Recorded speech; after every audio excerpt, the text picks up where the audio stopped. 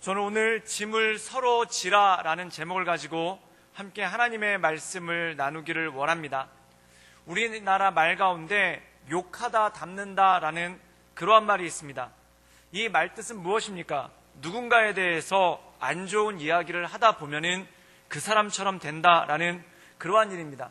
이것을 잘 드러나는 예가 가정에서도 그런 일이 빈번하게 일어나는데, 예를 들자면은 아버지의 가정폭력으로 시달리던 아들이 있다라고 하면은 그 아버지를 바라보면서 이렇게 다짐을 합니다. 나는 나중에 커서 아버지가 되고 가장이 되면은 저렇게 폭력을 휘두르는 아버지가 되지 않겠다라고 다짐을 하는데, 그런데 불행하게도 그 아들이 자라나고 난 다음에 보면은 아버지 못지않은 폭력을 휘두르는 그러한 가장이 되는 경우가 종종 발생하게 됩니다. 그 이유가 무엇이냐면은 그 아버지의 모습을 보고 자랐기 때문에 그러한 일들이 생길 때가 있다라는 것이죠. 물론 아버지보다 조금 나아졌다라고 본인은 이야기합니다. 그 이유는 뭐냐면 아버지는 100번 폭력을 휘둘렀다면은 자기는 90번밖에 폭력을 휘두르지 않았기 때문에 그래도 아버지보다는 내가 괜찮다라고 그렇게 스스로 안위하면서, 그리고 스스로를 위로하면서 살아갈 때가 많습니다. 그래서 그렇게 폭력을 휘두르시는 분들이 나중에 자기 자녀들 앉혀놓고 꼭 하는 얘기가 뭐냐면은 자기는 아버지한테 얼마나 많이 맞았는지, 그런데 자기 아버지는 그렇게 많이 때렸음에도 불구하고 나는 너희들을 이거밖에 때리지 않으니까 고마운 줄 알아라 라는 그러한 뉘앙스의 얘기들을 굉장히 많이 하게 되는 것을 보게 됩니다. 그런데 그것을 당하는 자녀들은 아버지한테 100대를 맞으나 90대를 맞으나 굉장히 마음이 안 좋고 마음 가운데 끔찍함을 느끼는 것은 똑같다는 것이죠. 또한 가정뿐만 아니라 사회에서도 그렇습니다.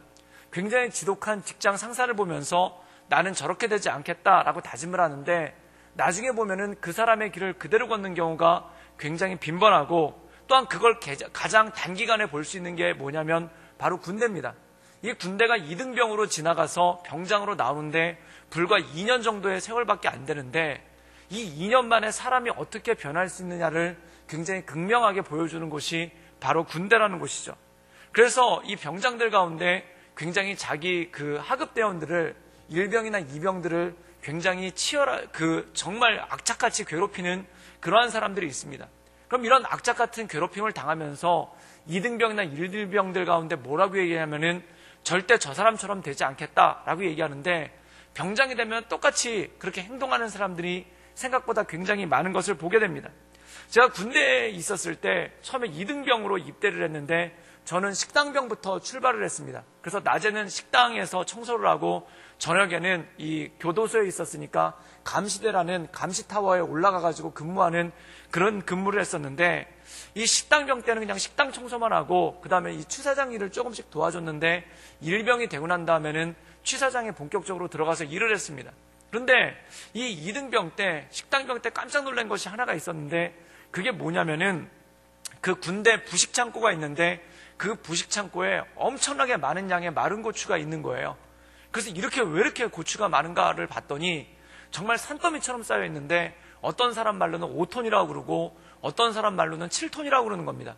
근데 어쨌든 굉장히 많은 양의 고추가 쌓여 있는데, 그 이유가 뭐냐면은 제가 입대하기 전년도에 우리나라 고추가 그 풍년이었다는 겁니다. 그래서 이 고추를 다 소화를 하지 못해가지고 군대에서 그걸 다 소비를 했는데, 그걸 김장 때 왕창 쓰라고 했는데 왕창 썼음에도 불구하고 그렇게 많은 양이 남았다는 거예요. 근데 이 마른 고추를 그냥 두면 곰팡이가 쓸어서 상하니까 어떤 명령이 내려왔냐면은 다 그걸 빻아서 고춧가루를 만들라는 겁니다. 그래서 그 마른 고추를 고춧가루로 만드는데, 그때 제가 고춧가루 만드는 공정이 얼마나 힘든지를 그때 처음 알았습니다. 그래서 우리 그 선한 사마리아 장터 할 때 많은 권사님들과 집사님들이 붙어서 고춧가루 만드시는데 그 노고에 치아를 드립니다. 근데 이 고춧가루를 만드는데 굉장히 잘 만들어야 된다고 그래가지고 꼭지를 따고 그 다음에 그걸 반을 갈라가지고 씨를 다 뺀 다음에 그러면서 고춧가루를 만들어요. 그러니까 이게 7톤 정도가 되니까 작업이 끝나고 식사가 끝나면은 하루 종일 앉아서 그거를 해야 되는데, 이 8명 취사병이 달라붙어가지고 얼마가 걸렸냐면 장장 6개월의 대장정을 그 고추 그 꼭지 따는 데만 아주 일을 다 쏟았습니다. 그런데 2등병 같은 경우에는 뭐 어차피 앉아서 일을 해야 되니까 그냥 그나마 앉아서 그 좀 쉽게 이렇게 꼭지를 따니까 그렇게 어렵지가 않아서 괜찮은데, 이 병장들이나 상병들 입장에는 자기들 쉬는 시간, 노는 시간에 그걸 해야 되니까 이 사람들 분노가 부글부글 차오르죠. 근데 한 번은 어떤 일이 있었냐면은 이 고추 꼭지를 계속 따면서도 해야 되는 게 뭐냐면은 일과는 계속 해야 되지 않습니까? 그러니까 밥 3끼를 다 만들고 그 다음에 목요일 날 저녁에는 일주일치 김치를 담그는데 400kg 정도 김치를 담궈요. 그럼 그걸 갖다가 이제 누가 다 버무리냐면 제일 어려운 게 버무리는 일 아니겠습니까? 근데 그걸 누가 버무리냐면은 2등병이랑 1병 3명이서 버무리는데 그게 아주 굉장히 힘듭니다. 그러면 그걸 갖다 버무리고 있으면은 상병과 병장은 안에 들어가가지고 그 휴게소에서 꼭지를 계속 따고 있는 거예요. 그러니까 이 사람들이 놀아야 되는 시간에 그거 꼭지를 계속 따고 있으니까 입이 이만큼 나오고 불만이 많죠. 근데 저희가 그 김치를 갖다 이렇게 버무리고 나면은 400kg를 버무리고 나면은 온몸에 이 그 양념이 다 묻습니다. 그러면 이제 몸을 씻고 들어가서 저희도 역시 이 고추를 따야 되는데, 그런데 그 있던 그 일병 하나가 갑자기 몸을 씻다가 자기 주머니에서 주섬주섬 양말을 꺼내더니 그 양말을 빨기 시작하는 거예요. 그래서 저도 그걸 보고 그 제 위에 있었던 일병도 양말을 빨고 저도 양말을 빨았죠. 근데 이 양말을 빨다 보니까 이 우물가에 앉은 아낙네 포스로 바뀌어가지고 서로 이렇게 노닥노닥거리면서 얘기를 한 거예요. 그래서 이걸 빨리 빨고 들어가야 되는데 그 양말을 빨면서 무슨 세상 사는 얘기를 하다 보니까 재밌는 거예요. 그래가지고 아, 군대에서 이렇게 재밌을 수도 있구나. 그래서 서로 이렇게 얘기를 하면서 빨래를 하고 있는데 갑자기 안에서 그 병장이랑 상병들이 고추 꼭지를 따다가 저희들이 웃으면서 얘기하는 소리를 들었나 봐요.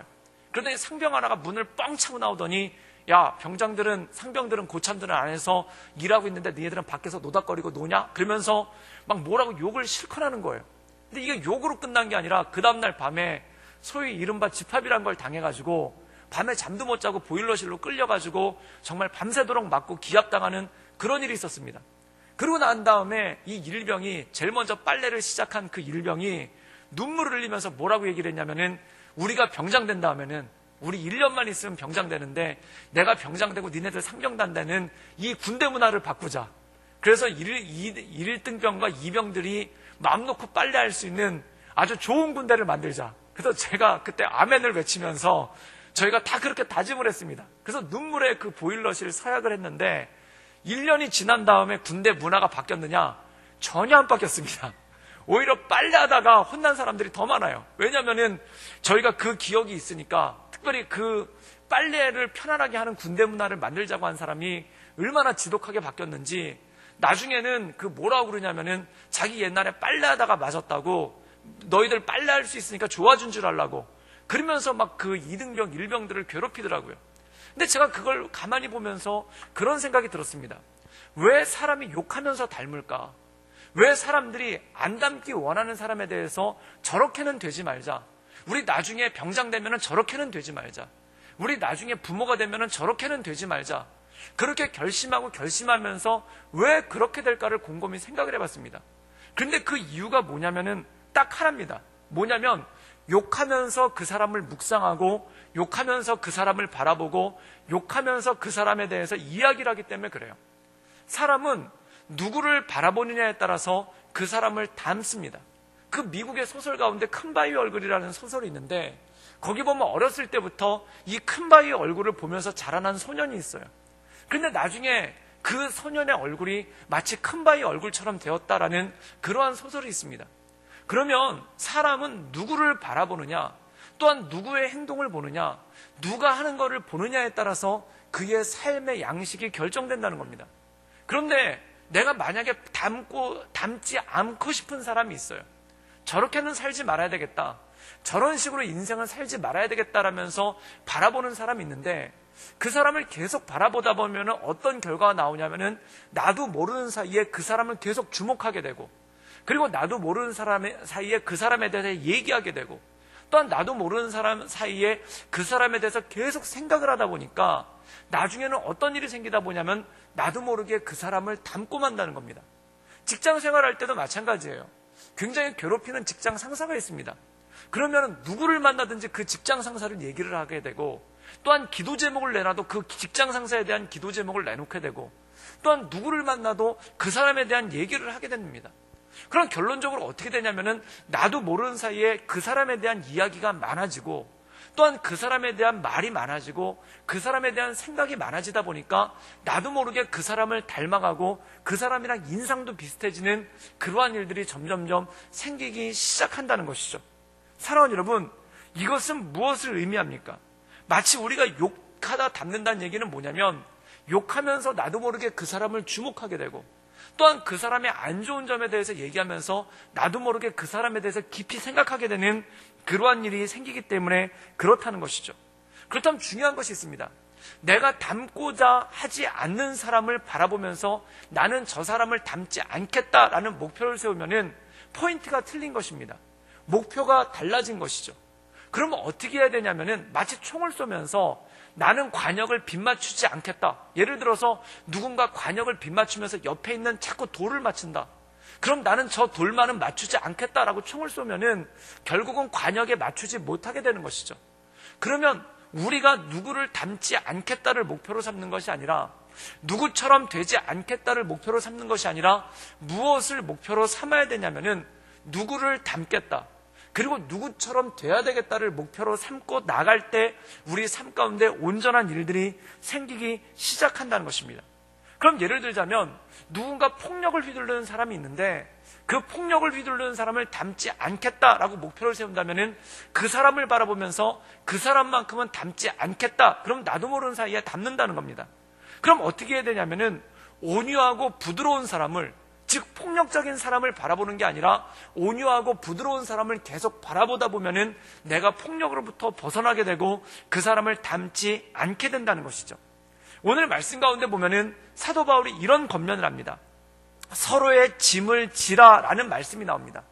이 서로의 짐을 지라라는 말씀만 우리가 딱 읽었을 때는 이런 생각이 듭니다. 마치 누군가를 도와줘라, 또한 누군가와 같이 협력을 해라, 또한 누군가와 같이 동역을 해라, 이런 말씀으로만 이해가 될 때가 있습니다. 그런데 여기 말씀에 보면은 서로의 짐을 지라라는 말씀과 함께 또 하나의 말씀이 나오는데 그게 뭐냐면 각자 자기 짐을 지라라는 두 가지 명령이 나옵니다.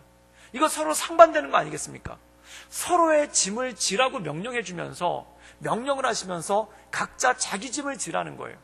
그럼 서로의 짐을 지어주고 또한 각자의 짐을 진다는 것이 어떤 의미인가? 이 말씀을 곰곰이 묵상하다 보면은 서로의 짐을 진다는 것, 그리고 각자가 자기의 짐을 진다는 것이 다른 의미인 것 같지만 한 가지 의미로서 우리에게 말씀하는 것을 볼 수가 있다는 것입니다. 우리 갈라디아서 6장 1절에서 2절까지의 말씀을 읽겠습니다. 우리 다 같이 읽겠습니다. 형제들아, 사람이 만일 무슨 범죄한 일이 드러나거든 신령한 너희는 온유한 심령으로 그러한 자를 바로잡고 너 자신을 살펴보아 너도 시험을 받을까 두려워하라. 너희가 짐을 서로 지라. 그리하여 그리스도의 법을 성취하라. 오늘 말씀 가운데 보면은 갈라디아서 6장 1절의 말씀이 나온 다음에 그 뒤에 따라 나오는 말씀 2절부터 5절까지의 말씀은 이 1장의 1절의 말씀을 어떻게 적용시킬지에 대해서 하는 말씀이 이 말씀 가운데 나온다는 겁니다. 그럼 1절의 말씀에 보면 이런 말씀이 나옵니다. 사람이 만일 범죄한 일이 드러나거든, 여기서 사람이란 뭐냐면은 우리 공동체 안에 있는 믿음의 식구라는 겁니다. 우리 공동체 안에 있는 믿음의 식구들 가운데 하나님 보시기에 옳지 못한 일, 그리고 사람들 보기에 덕을 세우지 못하는 어떤 일을 행했다는 겁니다. 그리고 그것이 사람들 눈에 보이기 시작했다는 거예요. 그러면 우리가 그것을 어떻게 하는가? 첫 번째, 너희는 그러한 자들을 바로 잡으라는 겁니다. 즉 그들이 은혜롭지 못한 일들, 덕을 세우지 못한 일들을 하지 못하도록 그들을 바로 잡으라는 겁니다. 근데 여기서 끝나는 게 아니라 또 어떤 말씀을 하냐면은 너 자신을 살펴보아 너도 시험을 받을까 두려워하라는 거죠. 즉 누군가 잘못을 저질렀는데 그를 닮지 않도록, 그와 똑같은 잘못을 저지르지 않도록 조심하고 두려워하라는 겁니다. 그렇다면 이 말씀을 요약해보자면 이런 뜻입니다. 누군가 범죄를 저지르거나 누군가 덕을 세우지 못하는 일을 했을 때 우리는 어떻게 해야 되는가? 첫 번째, 그를 바로잡아 주어라. 두 번째, 나 역시 죄를 짓지 않도록 나 스스로를 잘 점검하거라 라는 그 두 마디의 말씀을 하고 있습니다. 그런데 이것을 갖다가 2절부터 5절까지 보면은 이렇게 요약을 하고 있습니다. 그 사람을 바로잡아 줘야 될 것에 대해서 뭐라고 말씀하고 있냐면은 짐을 서로 지라는 겁니다. 즉 누군가를 바로 잡아줘야 될 때, 누군가를 온전하게 세워줘야 될 때, 그리고 죄를 지어서 신앙에서 엇나간 사람이 다시 신앙의 자리로 돌아오게 할 때 이것을 뭐라고 표현하고 있냐면은 짐을 서로 지라는 겁니다. 즉 그의 짐을 같이 져주라는 것입니다. 그리고 두 번째는 이런 말씀이 나옵니다. 그렇다면 내 신앙을 온전케 해야 될 때, 내가 그와 같은 죄를 짓지 않도록 나를 온전하게 해야 될 때는 어떻게 해야 되는가? 각자 자기 짐을 지라는 것입니다. 그러면 이것은 무슨 뜻일까요? 죄에 빠진 사람들이 죄에서 벗어날 수 있도록 그의 짐을 함께 져주고, 또한 내가 죄 가운데 빠지지 않도록 각자 자기의 짐을 지라라는 이러한 두 가지 말씀을 하고 있습니다. 그런데 이 말씀을 곰곰이 묵상해 보면은 이게 두 가지 말씀이 아니라 한 가지 말씀인 것을 보게 됩니다. 즉 한 가지 말씀이라는 뜻은 뭐냐면 이런 뜻입니다. 나의 짐을 잘 지는 것이 다른 사람의 짐을 덜어준다는 거예요. 이거를 다른 말로 표현하면 이런 뜻입니다. 내가 하나님 말씀 가운데 온전히 서 있는 것이 다른 사람을 하나님의 말씀 가운데 인도할 수 있는 능력이 된다는 겁니다. 그럼 이 말씀을 잘 살펴보면 이런 것입니다. 누군가 잘못했을 때 너 잘못하지 마 라고 그를 훈계를 한 다음에 나는 저 사람처럼 잘못하지 말아야지, 그리고 나를 온전히 세우는 그런 두 가지 액션이 아니라는 겁니다. 그러면 어떤 말인가? 누군가 뭔가를 잘못했을 때 나를 온전히 하고 나를 바로 가지려고 애쓰라는 겁니다. 그럼 우리는 이해가 안 됩니다. 누군가 잘못했을 때 그를 지적하거나 그를 훈계해서 바꾸는 것이 아니라 내 몸가짐을 온전히 하고 내 몸가짐을 제대로 하라. 이것이 어떻게 다른 사람에게 영향을 미칠 수 있고 어떻게 공동체에 영향을 미칠 수 있겠습니까? 그런데 이 말씀을 묵상하다가 한 가지 떠오른 것이 있었습니다. 우리가 찬송가 중에 보면은 나의 사랑하는 책이라는 그 가사가 있습니다. 나의 사랑하는 책 비록 헤어졌으나 어머님의 품에 앉아서 그 듣던 말씀 지금까지 내가 기억합니다라는 찬송가가 있죠. 그런데 그 찬송가에 보면은 가사 중에 이런 가사가 있어요. 어떤 가사가 있냐면은 예수 세상 계실 때 많은 고생하시고 십자가에 달려 돌아가신 일, 어머님이 읽으며 눈물 많이 흘린 것 지금까지 내가 기억합니다. 지금 이 찬송가를 이 곡을 지은 사람 마음 가운데 무엇이 성경이 귀하다라는 것이 마음에 자리 잡혔냐면은 어머님이 성경을 읽으시면서 눈물을 흘리시더라는 거예요. 어머님이 성경을 읽으시면서 눈물을 흘리는데 엄마 무슨 성경을 읽길래 눈물을 흘리세요? 라고 물어봤더니 예수님께서 세상에 있으시면서 고난당하고 십자가에 달려 돌아가시는 장면을 예수님께서 어머님께서 성경을 읽으시면서 눈물을 흘리는 거, 그게 기억이 난다는 거예요. 그래서 그게 기억이 나면서 이 사람이 후렴 가사에 뭐라고 표현하고 있냐면은 귀하고 귀하다 우리 어머님이 읽어주시던. 그런데 이 책을 갖다가 이 찬송가를 부르다가 마음 가운데 그런 깨달음이 왔어요. 어머니가 자녀들을 앉혀놓고 너 성경 읽어라. 그리고 성경도 읽지 않고 게임하고 있는 자녀를 앉혀놓고 게임기를 갖다가 바짝 부시면서 성경을 그 앞에다 갖다 놓고 이 성경 읽어라. 네가 그래야 온전히 살 수 있다 라고 얘기한 게 기억에 남는 것이 아니라 무엇이 기억이 났냐면 어머니가 이 허리를 흔들면서 제가 저희 어머니 성경 읽을 때도 보면은 그 이렇게 조그만 상을 갖다가 하나 앉혀놓고 옛날에는 이렇게 교회 창립 주년 때 다 상을 하나씩 주지 않았습니까? 피는 상. 그게 10만 가면 그 상이 지금도 어떤 집에 갔더니 1976년도 무슨 부활절 기념상이 지금도 있으시더라고요. 저랑 거의 연배가 비슷한 그런 상이 있더라고요. 그러면 그 상을 하나씩 줬어요. 그러면 그 상을 교회에서 준 이유가 제가 뭔가 보니까 신방울 때 목사님이 걷다 성경 읽혀놓고 그 하라는 뜻뿐만 아니라 어머님들이 거기다가 성경을 펴놓고 그걸 읽고 계신 거예요.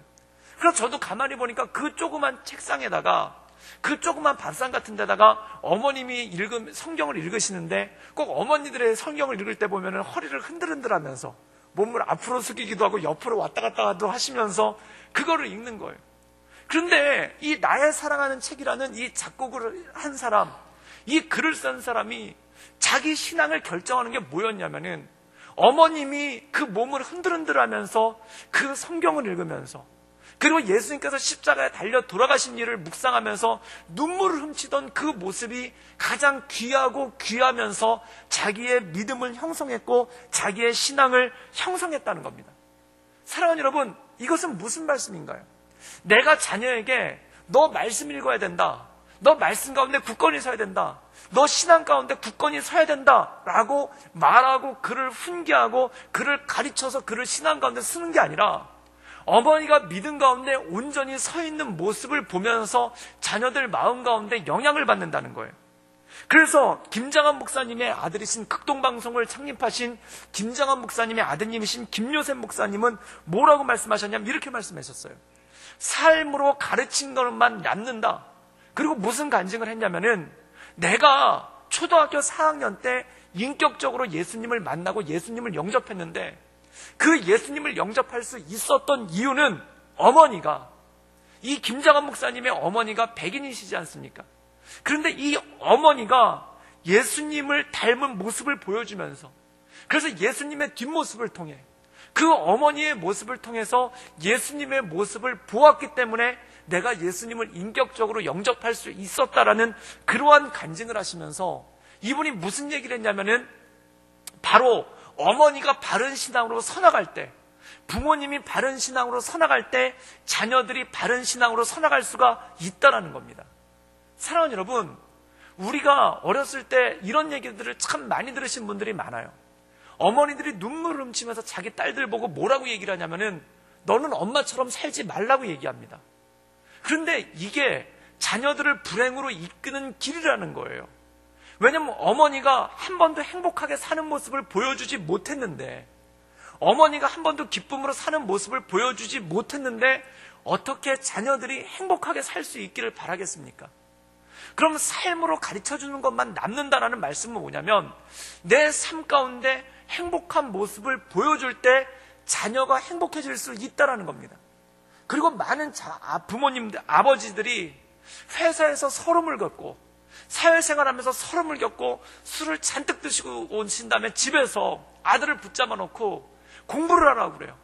너 공부 안 하면 아버지처럼 이렇게 가슴 아프다. 너 공부 안 하면 아버지처럼 이렇게 힘들다. 너 공부 안 하면 아버지처럼 이렇게 서럽게 산다. 너는 아버지처럼 살지 말아라. 그러니까 너 공부해라 라고 얘기한다는 거예요. 그런데 이게 무슨 뜻이냐면은 이게 자녀들을 불행으로 밀어넣는 것과 똑같다는 겁니다.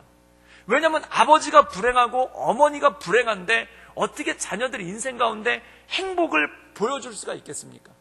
자녀들이 아버지의 삶을 통해서, 어머니의 삶을 통해서 행복이라는 것을 본 적이 없고 기쁨이라는 것을 본 적이 없고 신앙이라는 것을 본 적이 없는데 어떻게 이 자녀들이 그들의 삶 가운데 행복을 누릴 수 있고 기쁨을 누릴 수 있고 신앙 가운데 설 수가 있겠습니까? 그러니까 이 김요셉 목사님께서 말씀하시는 건 뭐냐면 딱 한 가지예요. 부모님들 되신 분들은 가장 최고의 교육이 무엇인가? 바로 사명감을 가지고 행복하라는 겁니다. 사명감을 가지고 믿음 안에 살라는 겁니다. 사명감을 가지고 하나님의 은혜 가운데 거하라는 것입니다. 그것이 바로 자녀의 인생을 결정하는 줄 믿습니다. 사랑하는 여러분, 여러분 자녀가 행복하기를 원하십니까? 여러분 자녀가 정말 이 땅 가운데 사는 동안 기쁨을 누리시기를 원하십니까? 그렇다면 여러분이 먼저 행복하고 여러분이 하나님 말씀 가운데 기쁨을 누릴 수 있기를 주님의 이름으로 축원합니다. 그것이 내 삶 가운데 보여지기 시작할 때 자녀들이 그것을 보고 온전함으로 살 수가 있다라는 것이죠. 그 모니카라는 사람이 있습니다. 그 4세기 때 로마의 대신학자고 성경학자인 어거스틴이라는 사람의 어머니인데 이 어거스틴이 굉장히 젊었을 때 방탕하게 살았어요. 그래서 마니교라는 이단에 빠져서 살기도 하고 또한 여러 여자들과 방탕한 삶을 살았어요. 그때 어머니가 그걸 보니까 너무 안타까운 거예요. 그래서 그것 때문에 너무 안타까워가지고 교회에 가서 그 암브로시우스라는 교구 목사님한테 신방을 하고 그분한테 상담을 했는데 이 암브로시우스라는 분이 딱 한마디 얘기를 했습니다. 그게 뭐냐면 기도하는 자의 자녀는 결단코 망하지 않는다는 것입니다. 사랑하는 여러분, 기도하는 자의 자녀가 결단코 망하지 않음을 믿습니다. 우리가 기도하며 나갈 때 우리 자녀들이 온전하게 서나갈 줄 믿습니다. 그런데 이 말의 뜻이 무슨 뜻이냐면은 내가 열심히 자녀들을 위해서 기도하니까 자녀들이 잘 된다. 물론 그 뜻도 있습니다. 그러한 의미도 있습니다. 그런데 어떤 모습이 있냐면, 기도함을 통해서 내가 하나님 앞에 온전히 선다면 당신 아들 역시 하나님 앞에 온전히 서게 될 거라는 것입니다. 사랑하는 여러분, 이것은 무슨 뜻일까요? 주 예수를 믿으라, 그리하면 너와 내 집이 구원을 얻으리라. 그럼 이건 무슨 뜻이냐면, 내가 예수님 안에 확실하게 설 때, 내가 하나님의 말씀 가운데 확실하게 설 때, 내 자녀들이, 내 가족들이 하나님의 말씀 가운데 확실하게 서는 줄 믿습니다.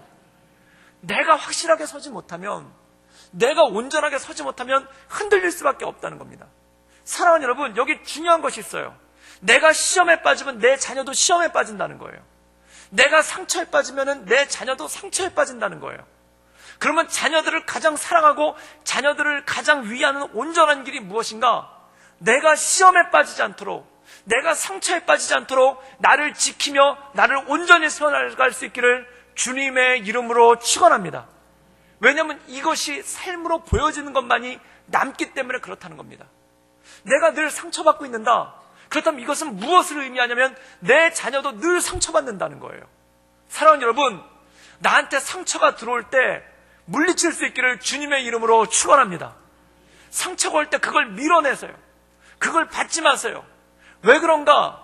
그게 나의 한 명의 문제로만 끝나는 게 아니라 가족들에게까지 영향을 미치고 내가 가장 사랑하는 내 자녀에게까지 그 영향을 미치기 때문에 그렇다는 것입니다. 또한 시험이 나에게 몰려올 때 그 시험을 받지 않기를 주님의 이름으로 축원합니다. 그것을 밀어내십시오. 그것을 밀어내야지만 내 자녀가 온전함으로 살아갈 수 있기 때문에 그렇다는 것입니다. 기도하는 자녀의 형통이란 무엇인가? 기도하는 자의 자녀의 잘됨이란 무엇인가?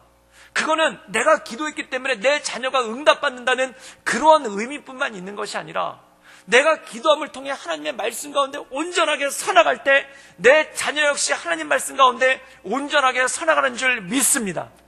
그래서 나를 바로 세우는 것, 나를 온전하게 세우는 것, 이 말씀 가운데 보면은 서로의 짐을 지라고 말씀하고 있습니다. 그런데 그 서로의 짐을 지라는 것을 해석하면서 사도 바울이 뭐라고 얘기하냐면 각자 자기의 짐을 지라는 거예요. 이건 무엇입니까? 내가 온전함으로 하나님 말씀 가운데 서 있을 때 내 옆에 있는 사람들을 도와줄 수 있는, 내 옆에 있는 사람들을 온전히 서게끔 하는 능력과 힘이 그 안에 주어지는 줄 믿습니다. 말씀 가운데 보면 이런 게 있어요. 요셉이 그 형제들을 회개시킬 수 있었던 이유가 무엇입니까? 요셉이 자기 형제들을 갖다가 불러놓고 주리를 틀면서 네 죄를 네가 알렸다 그랬더니 그들이 손을 싹싹 빌면서 아이고 요셉 아우님 내가 잘못했습니다 그러고 싹싹 빌었습니까? 그게 아니에요. 그럼 어떻게 했냐면 요셉이 하나님 앞에 집중하고 요셉이 하나님 앞에 온전히 쓰고 나갔을 때 이 나머지 10명의 형제들을 회개하고 하나님 앞에 돌아선 줄 믿습니다. 이게 구원의 역사라는 거예요. 이 요셉이 자기 형제들한테 한 번도 회개를 촉구한 적이 없었어요. 그리고 형제들을 만나보고 1대1로 만나면서 그때 나한테 왜 그랬어요? 그때 나한테 왜 그렇게 나를 팔았어요? 이렇게 물어본 적이 한 번도 없었어요. 그럼 요셉은 어떻게 했는가? 그는 단지 하나님에게만 집중하고 하나님만을 바라보고 하나님의 뜻만을 구했다는 겁니다. 그래서 요셉이 그 형제들한테 이렇게 얘기를 합니다. 당신들은 나를 해하려 하여 싸우나 하나님은 그것을 선으로 바꾸사 오늘과 같이 많은 백성의 생명과 생명을 구원하게 하려 하셨습니다. 이건 무엇입니까? 하나님께서 나를 구원의 도구로 써주셨다는 거예요. 요셉은 하나님과 나와의 관계만을 주목합니다. 그것만을 바라봅니다. 그리고 내가 하나님에게 집중했기 때문에, 그리고 내가 하나님을 바라봤기 때문에 하나님께서 나를 구원의 통로로 써주셨고 그걸 통해서 이 모든 백성과 우리 민족과 우리 형제들이 구원받았다는 거예요. 사랑하는 여러분, 이것은 무엇을 뜻할까요? 우리가 하나님 앞에 온전히 서기 시작할 때 우리 가족들이 하나님의 말씀 가운데 온전히 서나가는 줄 믿습니다. 이것이 신앙의 기본이라는 겁니다. 사랑하는 여러분, 만약 여러분의 가족들 가운데, 여러분의 주변 사람들 가운데, 또한 여러분이 사랑하는 공동체 식구들 가운데 그들이 엇나간 길로 나간다면, 하나님 보시기에 합당하지 않은 길로 나간다면 그때 나를 돌아보고 내가 하나님의 말씀 가운데 온전히 설 수 있기를 기도하며 나갈 수 있기를 주님의 이름으로 축원합니다. 내 짐을 온전히 지는 것, 그것이 바로 다른 사람의 짐을 져주는 것이고, 내가 내 짐을 온전히 지는 것이 바로 내 자녀의 짐을 져주는 것이고, 내가 내 짐을 온전히 지며 나가는 것이 내 남편과 내 아내의 짐을 온전히 져주는 그 능력이 되고 힘이 되어진다는 것입니다. 제가 지금까지 목회하면서 굉장히 감동받았던 것 중에 하나가, 사람은 훈계로 변화되는 게 아니라 감동으로 변화되더라고요. 이 감동이 뭐냐면 그냥 가슴이 짠해지는 거예요. 가슴이 짠해지는 거예요. 그 가슴이 짠해질 때가 언제였냐면은, 그 제가 먼저 섬기던 교회 목사님, 담임 목사님, 지금은 돌아가셨고 소천하셨는데, 이 목사님이 5번째 간암 수술을 받고 오신 다음에 목회자들을 다 모아놓고 그 앞에 섰어요. 5번째 간암 수술을 받아서 간이 거의 남아나질 않아서 일부는 간 이식을 받아가지고 붙이기도 했어요. 거의 간이 너덜너덜했을 정도로 몸이 안 좋으시고, 그리고 건강이 간만 안 좋은 게 아니라 신장에도 이식이 있고 당뇨병, 합병증 때문에 고생하시고, 그 다음에 고혈압, 그리고 심장에도 병이 있어가지고 그냥 움직이는 종합병원이에요. 그런데 그 큰 수술을 받으시고 몸이 안 좋고 그 헬쓱하신 표정으로 이분이 오셔가지고 여러 목사님들 앉아 계신데 딱 한마디 하시는 거예요. 그게 뭐냐면은, 우리 예수님 열심히 사랑합시다. 딱 그 한마디 하시는 거예요. 성도, 그 목회자들 앉혀놓고 우리 앞으로 이렇게 합시다, 저렇게 합시다, 저렇게 합시다, 이렇게 합시다가 아니라 딱 한마디 말씀하시는데, 우리 예수님 열심히 사랑합시다. 우리 예수님만 바라보고 갑시다. 우리 예수님 안에 거합시다. 우리 예수님만 바라봅시다. 딱 그 한마디만 주시는 거예요. 사랑하는 여러분, 제가 그 말씀을 듣고 거기에 모든 정답이 다 있는 것을 알게 됐어요. 그게 뭐냐면, 목회 이렇게 해야 됩니다, 저렇게 해야 됩니다, 또는 이렇게 하시라, 저렇게 하시라, 1만 마디 훈계가 아니라 딱 한마디의 말, 우리 예수님 사랑합시다. 그리고 실제로 그분이 정말 예수님 사랑하기 때문에 그 예수님 사랑하는 모습을 보여주시고 예수님의 기쁨이 되기 위해서 최선을 다하시는 모습, 그 아프신 몸에도 불구하고 그 최선을 다하시는 모습을 보니까 마음에 감동이 오는 거예요. 마음에 감동이 오니까 그 다음에 그걸 본받게 되고 그걸 따르게 되고, 예수님을 사랑한다는 것이 무엇일까? 그리고 예수님을 사랑하는 마음으로 목회를 한다는 것이 무엇일까? 그리고 예수님을 사랑한다는 마음으로 교회를 섬기는 것이 무엇일까? 그것에 대해서 고민하게 되고 그것에 대해서 엎드리게 되고 그것 가운데 나가게 된다는 것이죠. 사랑하는 여러분, 사람은 언제 변화되냐면 감동할 때 변화됩니다. 그런데 언제 감동하냐면 이런 게 있죠. 누가 나한테 잘해줘서, 누가 나한테 친절히 해줘서 감동을 받는 거 있어요. 이거 굉장히 고마운 일이죠. 굉장히 귀한 일이죠. 그런데 가장 온전한 감동은 어디서 오냐면, 누군가 예수님을 정말 뜨겁게 사랑하는 모습을 볼 때, 누가 정말 전심으로, 사도 바울은 이렇게 표현하지 않습니까? 나를 관제와 같이 들임받았다. 정말 하나님께 모든 것을 쏟아놓을 정도로, 하나님께 모든 것을 올려드릴 정도로 그 하나님을 사랑하며 그 앞에 나가는 모습을 볼 때 마음 가운데 감동을 받는 거예요. 그래서 마음 가운데 감동을 받으면서 어떤 느낌이 나냐면, 나도 저분처럼 예수님 사랑해야 될 텐데, 나도 저분처럼 예수님 앞에 나가야 될 텐데, 나도 저분처럼 예수님을 기뻐하시는 삶을 살아야 될 텐데, 그런 마음이 마음 가운데 들기 시작하면서 어느 순간에 그분을 묵상하고 그분을 따라하고 또 나중에 그분을 흉내내려고 하다 보니까 온전하게 살아가는 그 모습 가운데 나가기 시작한다는 것입니다. 사랑하는 여러분, 예수님 사랑하면 주 앞에 나가기를 주님의 이름으로 축원합니다. 근데 제가 여러분 예수님 사랑하십시오, 이 100마디 말보다, 이 10,000마디 말보다 더 중요한 게 이거란 걸 알아요. 제가 예수님 사랑하는 모습을 보여드리는 거. 예수님 사랑하는 모습, 우리 담임 목사님 보면, 우리 목사님 보면 정말 예수님 사랑하는 것 같다. 정말 예수님의 기쁨이 되려고, 정말 예수님께서 기뻐하시는 것이 무엇인지를 날마다 고민하고 그것 가운데 엎드리게 하는 것 같다. 제가 거기서 깨달았어요.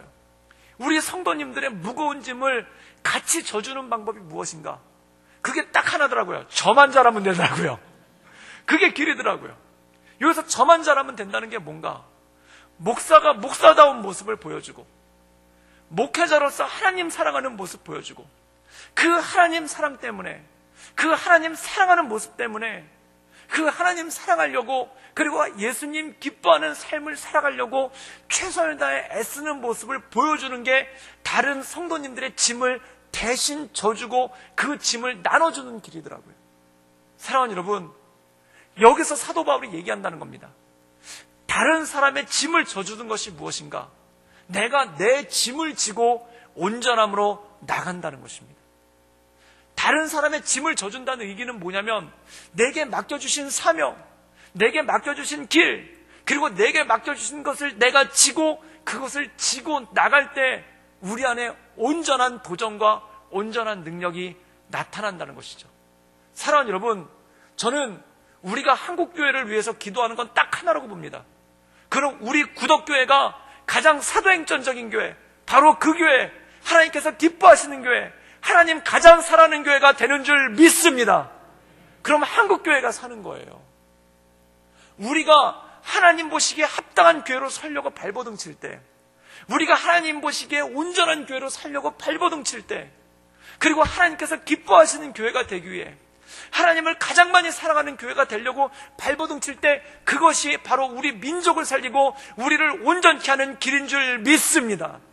사랑하는 여러분, 우리가 뉴스와 여러 가지 소식들을 들으면서 얼마나 한탄합니까? 얼마나 혀를 찹니까?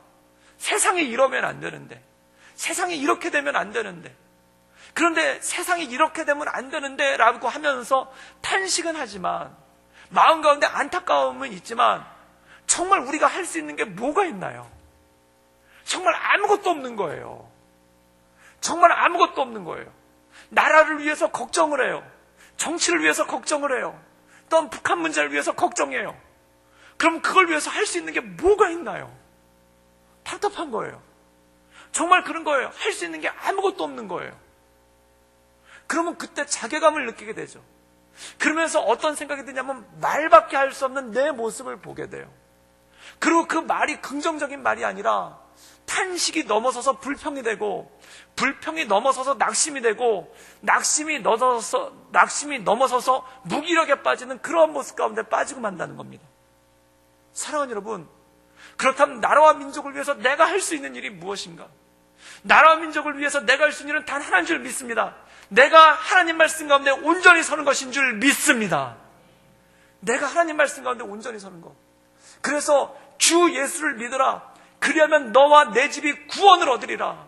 즉 내가 예수님을 믿고 예수님 안에 온전히 살 때 이것이 가정을 살리는 길인 줄 믿습니다. 그리고 내가 하나님 말씀 가운데 온전히 살려고 발버둥치고 애쓸 때 이것이 나라와 민족을 위하는 길인 줄 믿습니다. 그것을 통해 민족이 살고, 그것을 통해 나라가 살고, 그것을 통해 교회가 사는 것입니다. 사랑하는 여러분, 우리가 이 시간 날마다 주 앞에 나가기 원하는 것은, 한국교회를 위한다면 우리 구덕교회가 온전한 교회로 살아갈 수 있기를 주님의 이름으로 축원합니다. 또한 우리 구덕교회가 온전한 교회로 살아가기 원한다면, 내가 하나님 말씀 가운데 온전한 성도로, 온전한 목회자로, 온전한 직분자로 살아갈 수 있기를 주님의 이름으로 축원합니다. 각기 자기 짐을 지고 나갈 때, 각기 자기에게 맡겨주신 그 사명 가운데 눈물을 흘리고 하나님 앞에 기도하며 나갈 때, 그때 우리가 온전함을 이뤄나가고 하나님 영광 가운데 서는 그러한 큰 축복이 우리 가운데 서는 줄 믿습니다. 그래서 사도 바울은 이렇게 권면하는 것입니다. 너희가 서로의 짐을 지어주라. 그것을 위해 각자 자기의 짐을 지라. 사랑하는 여러분, 각자 자기에게 맡겨주신 그 하나님의 짐을 지며, 또한 각자 맡겨주신 그 사명의 짐을 지며, 그리고 하나님 말씀 가운데 사랑하며 온전함으로 나가는 우리 구덕교회 모든 성도님들 될 수 있기를 주님의 이름으로 축원합니다. 이 시간 함께 기도하기 원하는 것은, 예수님 열심히 살아갈 수 있기를 위해서 기도하기를 원합니다. 신앙의 본질은 무엇일까요? 신앙의 가장 큰 본질은 무엇이겠습니까? 내가 예수님 사랑하는 겁니다. 그리고 사역과 교회 봉사의 본질은 뭘까요? 예수님은 이렇게 말씀하십니다. 네가 나를 사랑하느냐? 요한의 아들아, 요한의 아들 시몬아, 내가 나를 사랑하느냐? 그렇다면 내 양을 먹이라.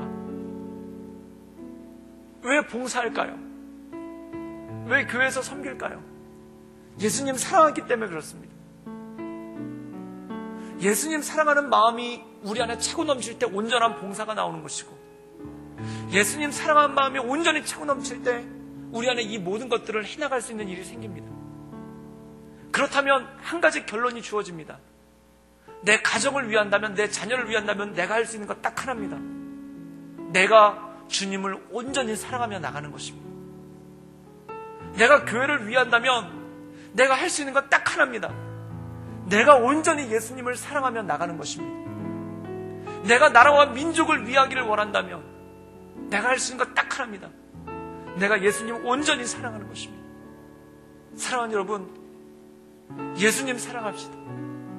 그리고 예수님을 사랑하는 것이 내 가슴 가운데 넘쳐나기를 원합니다. 예수님 사랑함으로 그 십자가가 그 사람 붙잡음으로 인해, 그 하나님의 은혜로 인해 내가 온전히 살아갈 때 모든 민족이 구원받으며 모든 가족들이 하나님의 은혜 가운데 서며 온 교회가 하나님의 은혜 가운데 온전하게 살아갈 수 있는 능력이 주어지는 것입니다. 주님, 내가 서게 하여 주시옵소서. 나에게 주님 사랑하는 마음 회복시켜 주시옵소서. 나에게 주님 사랑하는 마음 회복시켜 주셔서 열심히 주님 사랑하게 하시고 최선을 다해 주님 사랑하게 하시고 내 마음과 뜻과 정성과 내 온 힘을 다해 주님 사랑할 수 있도록 주여 나를 붙잡아 주시고 나를 인도하여 주시옵소서. 우리 다 같이 간절한 마음으로 하나님께 기도하며 나가겠습니다. 함께 기도하시겠습니다. 늘 언제나